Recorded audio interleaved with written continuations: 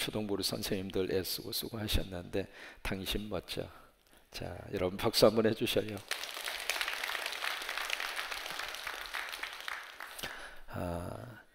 아니 담임 목사가 왔다고 무슨 놈의 100일 잔치를 합니까? 그래도 재밌었죠. 근데 호박떡이 끝내주었어요. 우리끼리 이야기인데 전주 것보다 훨씬 맛있었어요. 그것을 하는 이유가 있습니다. 물론 이제 축하의 잔치를 위해서도 이제 의미가 있겠습니다만 더 중요한 것은 초심을 잃지 않기 위해서. 사람이 그렇잖아요. 선조로 생각하느냐, 넘어질까 조심하라, 그 이야기를 하잖아요. 처음에 제가 목사 안수 받을 때 두렵고 떨리는 마음을 끝까지 가지고 갈 수 있으면 얼마나 행복할까 목회하면서 그런 생각을 해요. 처음에 참 주의 종이 된다고 하는 것이 얼마나 두려운지, 목사로서 일생을 산다고 하는 것이 얼마나 두려운 일인지 그것을 뼈저리게 느꼈기 때문에 어떻게 하면 그 처음에 가졌던 그 처음 마음, 처음의 그 태도, 처음의 그 생각, 처음의 그 결심, 이것을 끝까지 가지고 갈 수 있다고 하는 것은 참 하나님의 도우심 아니면 어렵잖아요. 우리 성도들도 마찬가지입니다. 처음에 예수 믿었을 때에 가졌던 설레임과 축복이 있잖아요. 교회 오는 발걸음이 너무나 신바람 났고 교회 가고 싶고 예배 드리고 싶고, 아멘, 크게 해주면 얼마나 좋아요. 하나님의 말씀 듣고 싶고 그냥 아버지 집 오는 것이 너무 행복하고, 그래서 이 새벽에도 일어났잖아요. 근데 그 처음에 가졌던 그 마음을 끝까지 가지고 간다는 것은 참 어려워요. 성령님이 도와주셔야 돼요. 그래서 이 초심을 잃지 않을 수 있는 방법이 뭘까 생각을 하다가 제가 이 교회 온 지 10년 됐잖아요. 그렇게 생각하면 스스로가 착각하고 사는 거예요. 그거 아니잖아요. 이제 시작이잖아요. 그래서 앞으로 100일 잔치 했으면 그 다음에 무슨 잔치 할까요? 에이, 그 전에 또 한 번 해야죠. 200일 잔치. 200일 잔치 끝나면 그 다음에 뭐 할까요? 에이, 이제 돌잔치로 가야죠. 제가 이제 30대 초에 이민교회를 맡아서 말 그대로 30대, 40대를 20년을 한 교회에서 목회했어요. 선교사님 와 계십니다만은 이민교회에서 20년 목회했다 그러면은 괜찮은 목사입니다. 한 20년 동안 목회하면서 마지막에 무슨 생각이 들었냐면 누가 뭐라고 하지 않았어요. 제 스스로가 야, 이 영적인 매너리즘이 참 무서운 거구나. 적어도 거기 있는 교인들 모르는 사람이 모르는 정도가 아니라 그 사람과의 관계가 인간적으로 그렇게 끈끈할 수가 없었거든요. 저나 비서실장이 도움을 받지 않는 사람이 한 사람도 없었고, 어쨌든 20년 동안을 그들과 같이 이렇게 지내면서 이것은 교인과 목사라기보다는 한 가족 이상으로 똘똘 뭉쳐 있는 거예요. 이제 그런 관계는 참 좋은데 뭘 느끼게 됐느냐면 이분들이 어떤 도전이라든지 어떤 말씀 앞에 뜨거운 자극이라든지 그런 것들이 점점 식어가는 것을 이렇게 느끼게 되면서 내 스스로가 야, 이게 매너리즘이라고 하는 것이 이렇게 무서운 거구나, 그걸 느꼈어요. 그래서 이제 우리가 100일 잔치를 통해서도 제가 이제 그런 마음이 드는 거예요. 초심을 잃지 말자. 처음에 성광이 보내신 하나님의 처음 그 마음을 잃지 말자. 왜 하나님이 나를 이곳으로 보내셨을까? 무엇을 위해서 나를 보냈을까? 여러분 그저 평범하게 목회하고 사례비 받아서 먹고 살고 뭐 그런 목적을 위해서 나를 이곳에 보냈을까? 그렇게 생각하지 않아요. 저와 여러분을 통해서 하나님이 하실 일이 있다고 믿어요. 우리 성광교회를 통해서 하나님 하실 일이 있다고 믿어요. 여러분 마지막 때를 살고 있는데 마지막 때에 정말 목사는 좋은 성도 만나야 행복해요. 그런데 제가 요즘 행복해요. 당신 맞죠? 왜? 여러분들 보면은 제가 그냥 신바람 나는 거예요. 오늘도 유년 초등부 보니까 세상에 이쁜 사람들만 다 골라다놓은 것 같아요. 또 성도들도 마찬가지거든요. 제대로 된 목사를 만나야 성도들도 행복해요. 서로가 잘 만나야 돼요. 그런데 우리는 잘 만났어요. 우리의 만남은 우연이 아닌 게 비어 그것은 주님의 섭리였다오.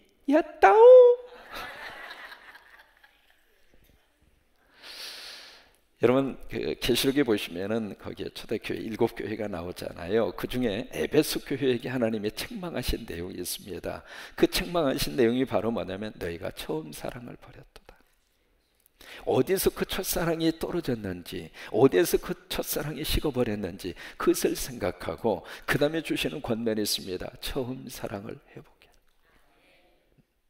그래서 신앙생활하면서 늘 우리 마음속에 어떻게 하면 처음에 가졌던 그 열정과 처음에 순수함과 처음에 가졌던 그 아름다운 모습을 그 유지할 수 있는, 그러기 위해서 저와 여러분이 100일 잔치도 하고 그 다음에 200일 잔치도 하고 그러면서 처음에 가졌던 그 마음을 다시 한번 추스리고 다시 또 시작하고 그렇게 되었으면 좋겠어요.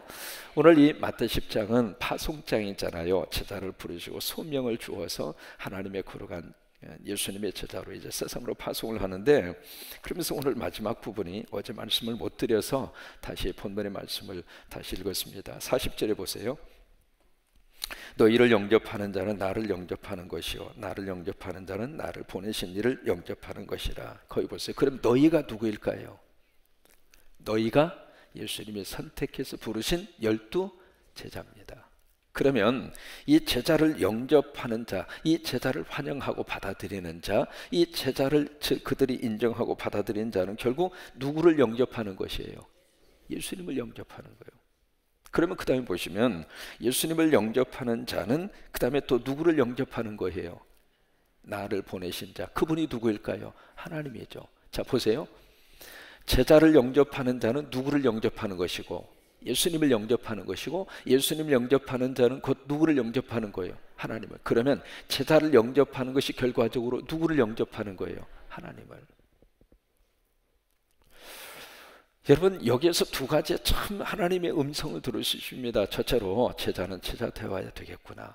거기에 도전을 받고요. 두 번째, 제자를 대하는 모습이 결국 하나님을 대하는 모습하고 같은 거구나. 사도행전 10장에 보시면은 고넬료라고 하는 이달리아 대 백부장을 만날 수 있거든요. 로마의 군인이에요. 근데 이 사람이 참 경건했어요. 그리고 구제도 많이 하고 기도 열심으로 하고. 근데 하나님이 그 고넬료라고 하는 사람의 기도, 구제를 다 기억하셨어요. 왜? 그게 하늘에 상달이 됐어요. 여러분의 기도가 하늘에 상달돼요. 여러분의 구제가 하늘에 상달돼요. 그래서 하나님이 고넬료에게 무슨 축복을 줄까? 그래서 음성을 줍니다. 그 음성이 바로 뭐냐면 욥바라고 하는 그 항구에 베드로가 있는데 베드로를 특별 강사로 초청해라. 그래서 이제 사람을 보내요. 사람을 보내는데 그와 동시적으로 욥바 있는 베드로에게 하나님께서 환상을 보여줍니다. 그러니까 이곳에서 하나님의 역사가 이루어지고 또 이곳에서 동일하게 하나님의 역사가 동시적으로 이루어지고 있는 거예요. 그래서 욥바 있는 베드로에게 점심때가 돼서 신앙한 그런 순간에 하나님 앞에 기도하고 있는데 환상을 보여줘요. 하늘에서 보자기가 내려오잖아요. 그래서 보자기가 내려오는데 보니까 거기에 공중에 나는 새, 땅에 기는 것, 온갖 짐승들이 거기에 꽉 차 있어요. 그러고 나서 음성이 들립니다. 잡아먹어라. 근데 그 음성을 듣고 베드로가 하나님, 나 이런 부정한 것은 손에 대지 않았습니다. 나는 절대로 먹을 수 없습니다. 그러니까 하나님 뭐라고 그래요? 잡아먹어라. 절대로 먹을 수 없습니다. 잔말 말고 먹어. 그 음성을 들어요. 그 음성을 듣고 보자기가 하늘로 다시 올라가요. 올라가는 순간에 누군가가 베드로를 찾아요. 근데 그 누군가가 누구냐면 이방인이었어요. 그 순간에 베드로는 야, 여기 하나님의 메시지가 있구나 그 생각을 하고 그 사람이 요청하는 대로 따라서 가이사랴까지 와요. 거기까지 와서 보니까 고넬료하고 고넬료의 식구들이 모여서 그 집에서 가정 부흥회가 열리게 되는데, 그 다음에 보세요. 사도행전 10장 33절로 가보세요. 거기에 이제 고넬료의 위대한 고백이 거기서 우리가 읽을 수 있는데, 사도행전 10장 33절.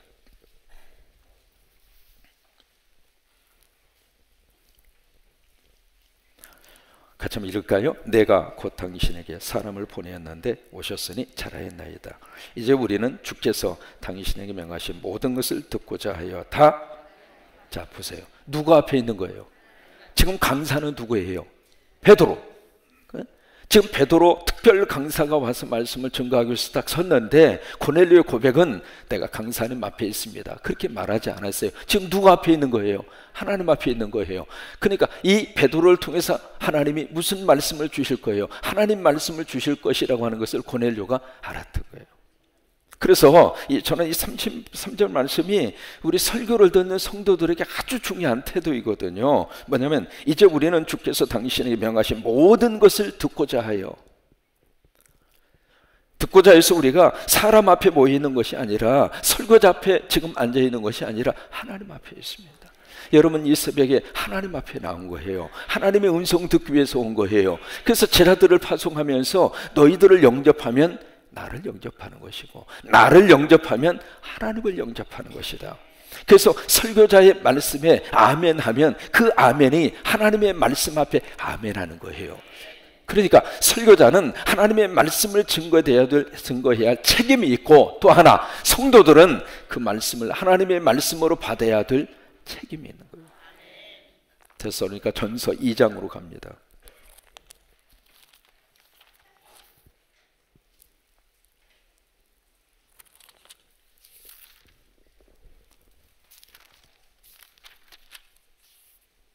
(2장 13절)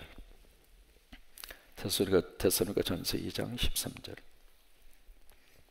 시작. 이러므로 우리가 하나님께 끊임없이 간사함은 너희가 우리에게 들은 바 하나님의 말씀을 받을 때에 사람의 말로 받지 아니하고 하나님의 말씀으로 받음이니 진실로 그러하도다. 이 말씀이 또한 너희 믿는 자 가운데서 역사하는지라. 아멘. 그러니까 설교를 받을 때, 설교를 들을 때 사람의 말로 듣는 사람이 있고 하나님의 말씀으로 듣는 사람이 있어요.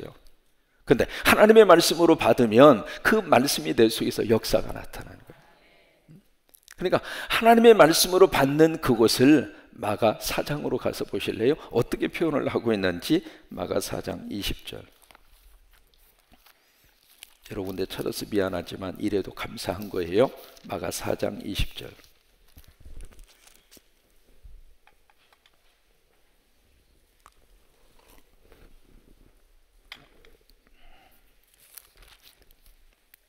시작. 좋은 땅에 뿌려졌다는 것은 곧 말씀을 듣고 받아 30배나 60배나 100배의 결실을 하는 자녀라. 그게 좋은 땅이에요.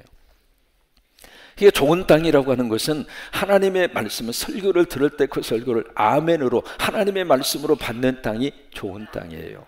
우리가 하나님이 말씀을 세 가지로 주셨어요. 첫째는 기록된 말씀, 두 번째는 먹는 말씀, 세 번째는 듣는 말씀. 기록된 말씀은 눈으로 보잖아요. 먹는 말씀은 성찬식이에요. 성찬이 바로 먹는 말씀이에요. 그 다음에 듣는 말씀은 설교입니다. 한번 해보실까요? 기록된 말씀, 먹는 말씀, 듣는 말씀. 또 한번 따라서 해보세요. 성경, 성만찬, 설교. 그게 하나님이 주시는 말씀의 세 가지 형태예요. 그래서 이 성경을 통해서 우리는 하나님의 말씀을 읽잖아요. 하나님의 말씀을 눈으로 보잖아요. 그리고 성만찬을 통해서 하나님의 말씀을 먹어요. 그래서 한 달에 한 번 성찬이 큰 기적의 역사입니다. 그래서 성찬을 믿음으로 먹으면 기적이 나타나요. 성찬을 믿음으로 먹으면 역사가 나타나요. 그래서 성찬은 먹는 말씀이고, 그리고 설교는 듣는 말씀이에요. 듣는데 어떻게 들을 때 역사가 나타나게 되는가? 인간의 말이 아니라, 차상령의 말이 아니라 하나님의 말씀으로 들을 때 그 말씀이 내 속에 들어와서 나를 역사하는 거예요. 그래서 설교 들으면서 하나님이 나를 만져주시는 거예요. 설교를 들으면서 하나님이 나를 고치시는 거예요. 설교를 들으면서 하나님이 나를 하나님의 사람으로 만들어 가주시는 거예요. 걱정도 떠나게 만드시고, 하나님의 은혜도 쏟아부어 주시고, 새로운 영으로 우리를 살려주시고, 그리고 하나님의 백성으로 아름다운 모습으로 하나님이 우리를 지금 다듬어 가고 계시는 거예요. 그러면 하나님의 말씀을 많이 들으면 들을수록 성령의 거룩한 역사가 많아질까요? 줄어들까요? 많아지죠. 그래서 이 제자들을 파송하면서 주님이 주신 말씀이 바로 그 원리입니다. 너 영접하면 나 영접하는 거야. 여러분, 그 이야기는요, 옆에 있는 성도를 사랑하는 것이 주님을 사랑하는 거예요. 우리가 사랑에 대한 개념을 추상적으로 생각하지 마시고 내 앞에 있는 유년부, 초등부 친구들 사랑하는 것이 주님을 사랑하는 거예요. 왜? 그들 속에 주님이 계시는 거예요. 내 남편을 사랑하는 것이 하나님을 사랑하는 거예요. 제가 우리 비서실장을 사랑하는 것이 하나님을 사랑하는 것이에요. 그래서 어제도 뽀뽀하라고 그래서 뽀뽀를 했어요. 그러니까 사랑의 구체적인 대상을 우리는 멀리에서 생각하시면 안 됩니다. 구체적으로 바로 옆에 있는 분이 내가 사랑할 사랑의 대상이라고요. 그래서 그 다음 구절 보실래요? 41절. 선지자의 이름으로 선지자를, 마태 10장 41절. 선지자의 이름으로 선지자를 영접하는 자는 무슨 상 받아요? 선지자의 상을 받고 의인의 이름으로 의인을 영접하면 무슨 상 받아요? 의인의 상을 받아요. 자, 잘 보세요. 그리고 42절에 또 누구든지 누구 이름으로, 제자 이름으로 이 작은 자 중에 하나에게 냉수 한 것이라도 주는 자는 내가 진실로 너희에게 이르노니 그 사람이 결단코 상을 잃지 아니하리라 하시니라. 여기 보세요. 세 가지가 나옵니다. 그러니까 첫째로 선지자의 이름으로 선지자 영접하면 선지자 상, 의인의 이름으로 의인을 영접하면 의인의 상, 그 상을 받는다 그 말이에요. 거기에 맞게끔 하나님이 상을 주신다 그거예요. 그런데 중요한 것은 세 번째입니다. 세 번째 보시면은 누구 이름으로? 제자 이름으로. 그러면 그 제자는 누구 제자입니까? 예수님의 제자죠. 그러면 예수님의 제자의 이름으로, 그 이야기는 예수님의 이름으로 그 이야기예요. 주의 이름으로, 그 다음에 어떤 사람? 작은 자 중에 하나. 그걸 풀어야 해요. 여기에 작은 자가 바로 누구일까? 성경에서 작은 자로 표현되어 있는 바로 그 대상이 누구일까? 그러면 작은 자면 키가 작은 사람, 아니면 어린아이? 그러면 어린아이에게 대접하는 것은 상이 있고 어른들에게 대접하는 것은 상이 없고 그건 아니라는 거예요. 또 하나, 여기에 선지자, 의인, 그 다음에 제자의 이름을 목사라고 하는 대상에 딱 한정을 지어서 목사님에게 잘하면 복 받는데야. 그래요? 그렇게 해석을 해서 저에게 잘하라고 좀 하고 싶어요. 목사에게 뭔가 이렇게 갖다 주면 하나님이 10배로 주신다. 에이, 그런 식으로만 이 말씀을 풀어서 그 말씀을 이렇게 해석하는 경우가 있는데, 물론 그런 측면이 없다고 볼 수는 없습니다. 그러나 오늘 이 말씀에서 이 말씀을 그렇게만 풀고 끝나면 안 돼요. 여기에 제자의 이름으로, 예수님의 이름으로 지극히 작은 자 하나, 그 작은 자 하나가 바로 누구일까? 작은 자가 누구일까? 키가 작은 사람을 말하는 게 아니에요. 사유총으로 소유된 계층을 말하고 끝나는 것이 아니라 이 작은 자는 예수님이에요. 성경에서 예수님은 지극히 작은 자로 나와 있어요. 그래서 겨자씨 하나가 같은 믿음. 겨자씨 얼마나 작아요? 그 겨자씨가 바로 누구일까? 예수님이에요. 상에서 떨어지는 부스러기를 먹나이다. 그 부스러기가 바로 누구일까? 예수님이에요. 그런 것처럼 여기에 지극히 작은 자 하나에게, 그러니까 예수님이잖아요. 예수님에게 냉수 한 그릇, 그것은 우리가 최선을 다해서 드릴 수 있는 헌신인데, 그것을 하는 사람에게 결코 그 상을 잃지 아니하리라. 예수님에게, 예수님의 이름으로 예수님에게 드리는 것은 주님이 상을 주세요. 그런데 내 이름으로 내가 주는 것은 내가 그 상을 받아버리는 거예요. 아시겠습니까? 그래서 무슨 일을 하더라도 주의 이름으로 하고 주님이 주시는 상을 바라보는 것이 축복입니다. 그 상을 내가 다 받아버리려고 그러면 하늘에서 주실 상이 없어요. 그래서 오른손이 하는 것을 왼손이 모르게 하라. 무슨 말일까? 내가 오른손, 내가 바르다고 생각하는 것으로 하는 것을 왼손도 기억하지 못하게 하라 그거예요. 그러니까 주님의 이름으로 하는 것은 주님이 주실 상을 주시는 것으로 기대하고 끝나라 그거예요. 계시록 21장으로 갑니다.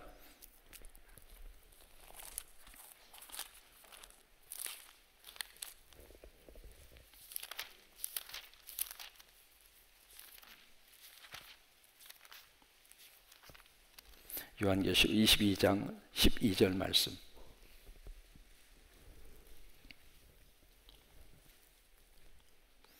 같이 같이 있습니다. 보라, 내가 속히 오리니 내가 줄 상이 내게 있어 각 사람에게 그가 행한 대로 갚아주리라. 여기 보시면 내가 속히 오리니, 예수님의 재림이잖아요. 내가 줄 상, 다른 사람이 주는 상이 아니에요. 주님이 주시는 상이에요.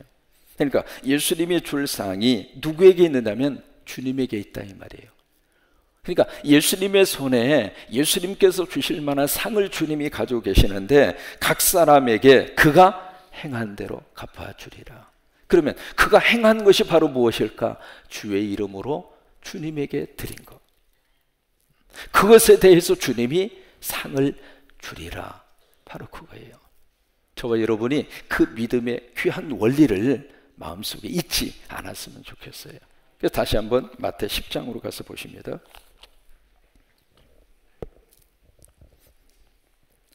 40절 다시 보세요. 너희를 영접하는 자는 나를 영접하는 것이요 나를 영접하는 자는 나를 보내신 이를 영접하는 것이니라. 이해가 되셨죠?